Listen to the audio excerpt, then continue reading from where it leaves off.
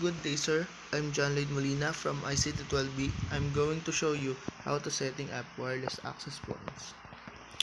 Wireless access points are networking devices that allow Wi-Fi devices to connect to a wired network. They form wireless local area network plans. An access point acts as a central transmitter and receiver of wireless radio signals. Mainstream wireless APs support Wi-Fi and are used in homes, public internet hotspot, and business network to accommodate wireless mobile devices.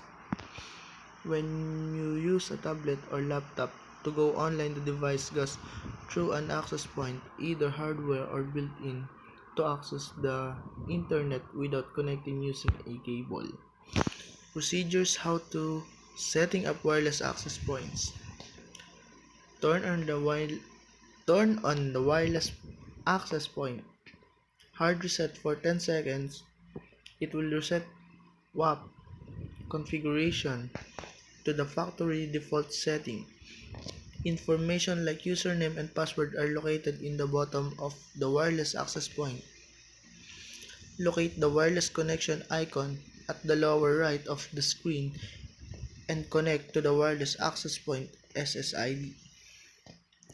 Locate Locate the wireless connection icon at the lower right of the screen and connect to the wireless access point SSID.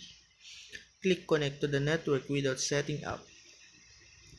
Since we reset the WAP by default, we can connect without having a password. Right-click the wireless icon and click Open Network and Sharing Center. Click Wireless Network Connection. Wireless network connection status will prompt. Click Details. Find IPv4 default gateway.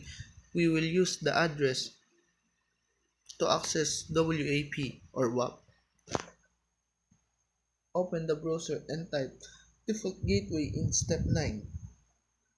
Use the following credentials on the bottom of the WAP. Click Login. Our goal is to change the default broadcast SSID, apply authentication, and enabling MAC filtering. Go to Interface Setup and under that select Wireless.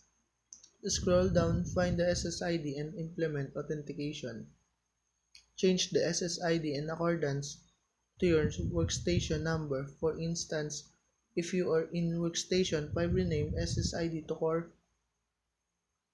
Implement WPA PSK or WPA to PSK authentication type and set a password. Change the SSID accordance. Locate wireless MAC address filter still under the same page. Its main function is to allow certain MAC address PCs to access the wireless network. Locate your MAC address or physical address by going CMD. We need to register first the laptop MAC address to the filter so that we can access the wireless network later. Note: only MAC address registered in the Allow Association can access the network after it will be saved. Type getMAC to list computer physical address. You can also command IP configuration to list a much more detailed info about the computer's adapters.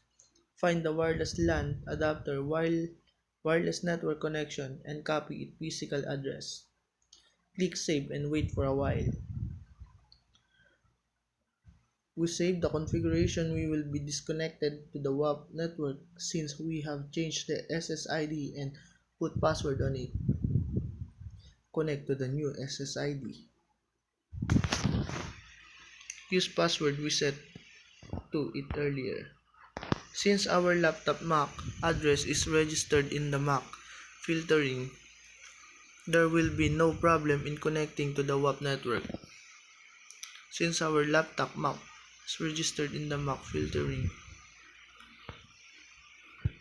connect your cellular phone to the WAP.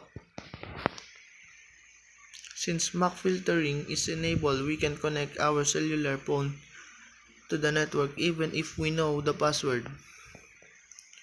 To see phone MAC address, go to Settings under the Click About Click Status. Locate Wi-Fi MAC address, copy it, and add to the wireless MAC filtering of the access point. Access again 192.168.1.1. Add the MAC address of your phone to the wireless MAC filtering and click Save. Try to connect again in Core WAP number 5.